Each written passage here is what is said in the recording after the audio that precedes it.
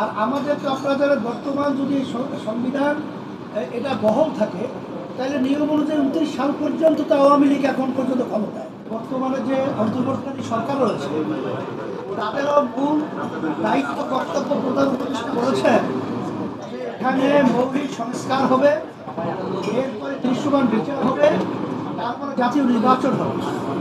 এইটা করতে গিয়ে ঐক্যবদ্ধ কমিশন তৈরি হয়, সেখানে সব দল ওখানে আলোচনা মাসব্যাপী করে, সেই মাসব্যাপী করার পরে একটা জুলাই সনদ তৈরি হয়েছে। এখন আমরা যে নির্বাচনটা করতে যাচ্ছি ফেব্রুয়ারিতে, এটাও কিন্তু আইনে বৈধতা পাবে কিন্তু জুলাই সনদের উপরে, আইনি ভিত্তির উপরেই ভিত্তি করে।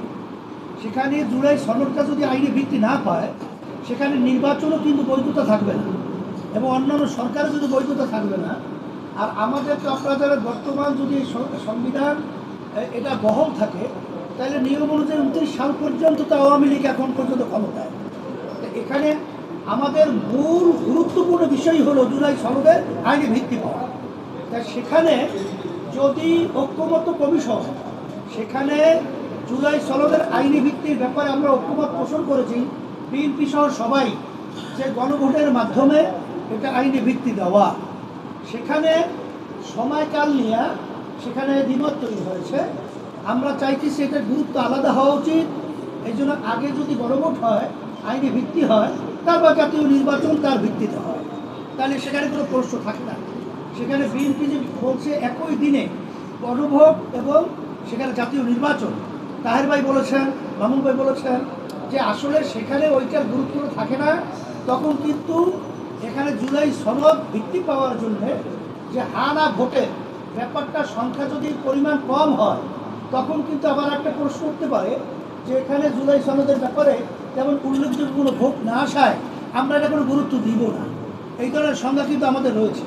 এখানে এনসিপি সহ অন্যান্য আদার যে দল রয়েছে, আমরা সবাই তো জুলাই সনদে বিএনপি সহ আমরা সবাই তো মাঠে ছিলাম যে আমাদের দেশ সুন্দর করার ব্যাপারে।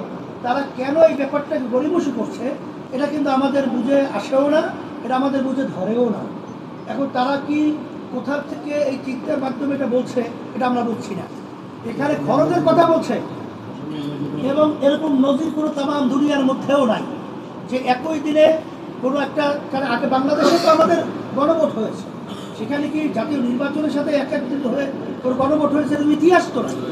এখন আপনারা যে বলছেন যে আপনাদের রাজনৈতিক দলের ভিতরে অনৈক্যের কারণে জাতি হতাশ এবং সবাই হতাশ, বাস্তবতা তো তাই। আসলে আমরা এটা চাইছিলাম না। আমরা যারা নাকি জুলাই এবং আগস্টের গণ অভ্যুত্থানে যারা আমরা মাঠে ছিলাম, আমরা সবাই একত্রিত হয়ে আজকে ধন্যবাদ জানাই আমরা যে আজকে যে অন্তর্বর্তীকালীন সরকারের প্রধান যে বক্তব্য রেখেছেন, তিনি যে বলেছেন যে আপনার রাজনৈতিক দলরা বসে এক সপ্তাহের মধ্যে আপনারা সিদ্ধান্ত নেবেন। আমি বিএনপি সহ সমস্ত রাজনৈতিক দলকে, বিশেষ করে জুলাই অভ্যুত্থানে যারা আমরা মাঠে ছিলাম, আমরা সবাই একত্রিত হয়ে বসবো। এটা আমি সকলকে আহ্বান জানাচ্ছি।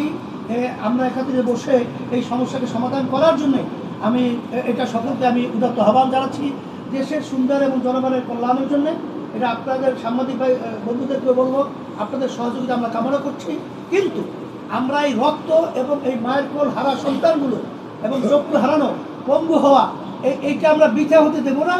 এবং জুলাই সনদকে আমাদের আইনি ভিত্তি এটা আমাদের নিশ্চিত হতে হবে। তারপরে আমাদের নির্বাচন বলেন, যাই বলেন, এটা আমাদের জন্য কোনো ফ্যাক্ট